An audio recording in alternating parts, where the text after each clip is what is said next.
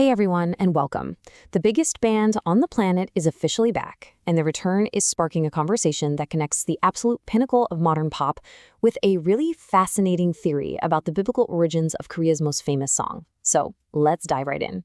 So after completing their mandatory national service, the global phenomenon that is BTS is back. And the title they chose for their massive comeback album? Arirang. And look, this isn't just a song title. It's a huge statement of identity, one that has been noticed at the very highest levels of the nation. I mean, even the president of South Korea chimed in.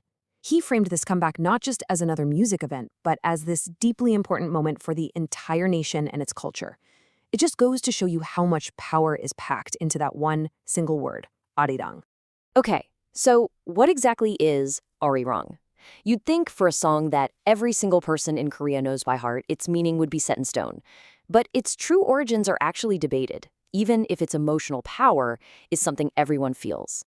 Well, linguists have a couple of main ideas. The most popular one suggests that Ari means beautiful and Rang means the one, so you get the beautiful one. Another take is that it's about this profound feeling of longing, a deep yearning for a person or a place that you miss terribly. But Arirang is so much more than just a word. It's really the emotional foundation of the country. It was a song of resistance for independence fighters during the Japanese occupation. It was a song of comfort and hope during the Korean War. It's not just music. It's basically the soundtrack to the Korean soul. And that leads us to this incredible alternative theory, a theory that suggests the real meaning of Arirang isn't about a lost love at all, but about a lost relationship with God, a secret that's been hiding in plain sight for thousands of years. All right, let's get into this theory, which has been championed by people like Pastor Yoo Suk-gun, and the claim here is, well, it's huge. The idea is that Arirang isn't just some Korean folk song, but that it might just be humanity's oldest hymn to God. The whole thing hinges on one really crucial idea, that the word we sing today, Arirang, is actually a slightly misheard version of an older phrase, Al-irang. And the theory says that this tiny difference, just one little consonant, changes absolutely everything. Okay, so here's where it gets really interesting. This is the linguistic puzzle piece. The theory suggests that the ancient Korean word al, which means the source or the creator, is directly connected to El, which, as you might know, is the biblical Hebrew name for God. So you might be asking, how in the world does Al-irang turn into Arirang?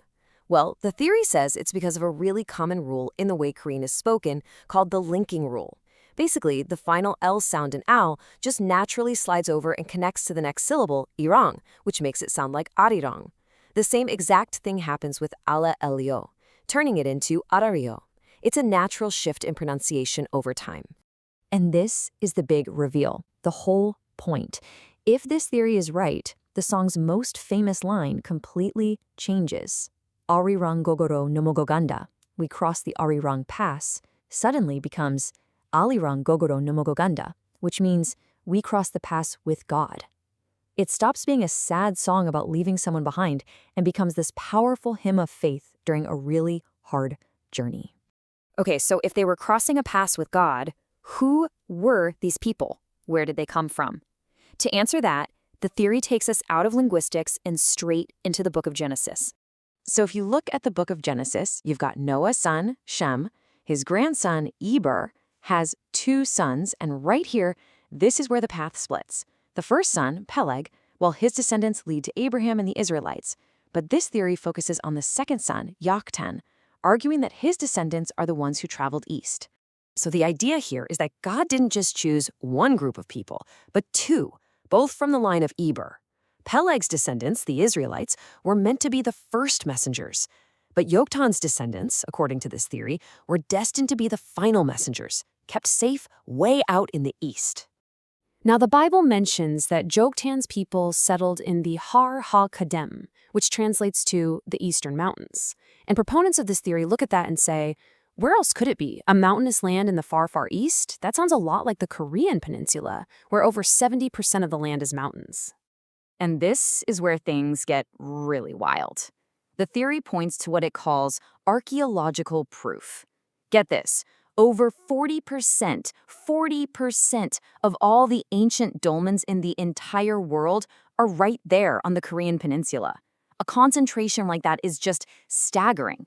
It demands some kind of explanation.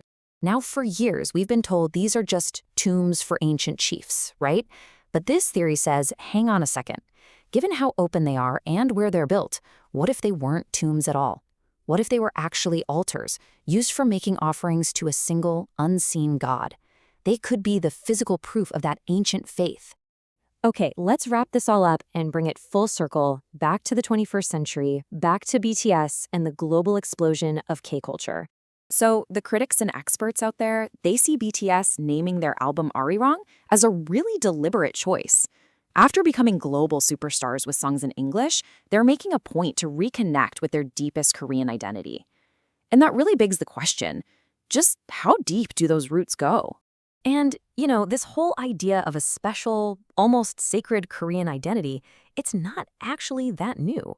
Way back, over 100 years ago, early Western missionaries like Archibald R. Torrey noticed it too. He wrote that he felt this deep, almost family-like connection between the people of Korea and the people of Israel. So here's the bottom line. As BTS takes Arirang to every corner of the globe, you gotta wonder, is the whole K-culture wave just carrying a beautiful sad folk song, or is it, without even knowing it, echoing what might be one of humanity's oldest songs of faith? Whichever it is, the incredible journey of this one song, from ancient mountains to the top of the world's music charts, reminds us that when a piece of culture travels, it takes everything with it. Not just the melody, but the biggest questions about who we are and maybe where we all came from.